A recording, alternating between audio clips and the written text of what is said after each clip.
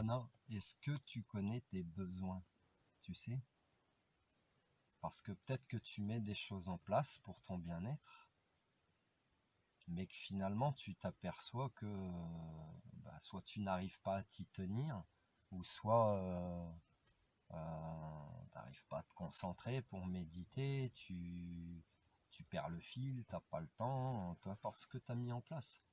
Et finalement, au bout d'un moment, tu ne prends plus soin de toi. Tu abandonnes, comme si tu perdais la motivation ou que tu retournais dans un cercle vicieux, dans un cycle métro boulot dodo peut-être, je sais pas.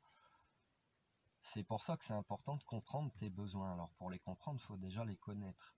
Il faut connaître ton mode de fonctionnement. Par exemple, il y a des personnes qui ont besoin de dormir 8 heures, 10 heures. Il y en a d'autres, c'est 6, 4. Tu vois, il faut vraiment apprendre à te connaître toi-même en fait. Et une fois que tu connais ton mode de fonctionnement, donc le sommeil est un exemple, mais tu peux le transposer à la nourriture, à ton travail, à tes fréquentations, à tes lieux de sortie, tu vas t'apercevoir que euh, potentiellement il y a beaucoup de choses que tu as mis dans ta vie qui ne te correspondent pas du tout finalement.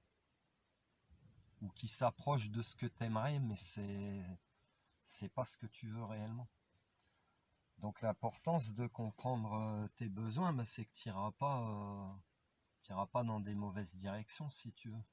C'est-à-dire que faut pas forcément te fier à ta zone de confort, hein. Tout ce qui brille n'est pas d'or. Ah ouais. Tout ce qui brille n'est pas d'or.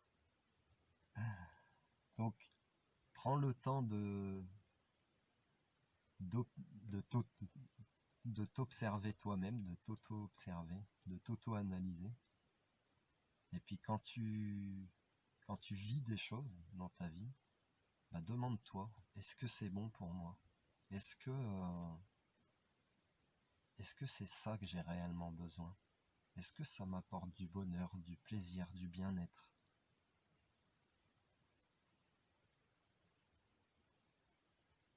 Il faut pas, il y a beaucoup de gens qui peuvent se mettre la pression, par exemple, avec un emploi du temps de dingue. Bon, là, telle heure, c'est ça, ça, ça. Euh, Où tu te mets des astreintes aussi. Il faut savoir aussi se foutre la paix des fois. Euh, Ça veut dire être cool avec toi-même, quoi. Si un jour t'as pas envie de te lever parce que c'est pas ton jour ou que t'avais prévu de faire repos ce jour-là, et ben t'as pas à culpabiliser derrière. Tu peux, ouais, voilà, avec tes états émotionnels, tu peux beaucoup t'auto-culpabiliser, mais il faut pas. Il faut pas. Comprends vraiment ton mode de fonctionnement et respecte-le. Respecte-le.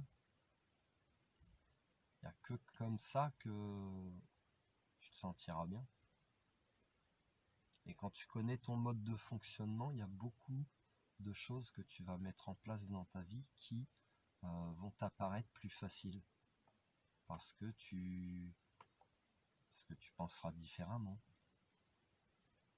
Ouais, c'est comme si tu auras reprogrammé ton cerveau, ton esprit, pour pouvoir observer les choses sous plusieurs angles. Puisque pour tes besoins, tu auras déjà expérimenté sûrement plusieurs choses avant de trouver ce qui te correspond vraiment. Et quand tu le transposes après à tous les domaines de ta vie, tu vas t'apercevoir que tu vas changer beaucoup de choses dans ta vie dans l'avenir. Ouais, tu verras, pour ton plus grand bien. Pour ton plus grand bien. Je te laisse méditer. Comprends bien tes besoins.